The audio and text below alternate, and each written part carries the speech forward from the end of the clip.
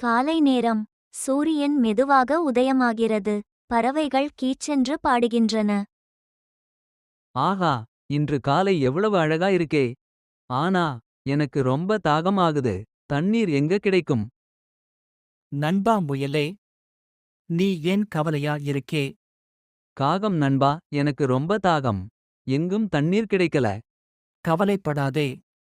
இங்கு அருகில் ஒரு பழைய கிணறு இருக்கிறது. போய் பார்ப்போமா? உண்மையாவா? சரி, உடனே போவோம். முயலும் காகமும் கிணற்றை அடைகிறார்கள். ஆஹா, இங்கே கிணறு இருக்கே. ஆனால் தண்ணீர் ரொம்ப கீழே இருக்கு. எப்படி குடிப்பது? ஒரு நல்ல யோசனை இருக்கிறது.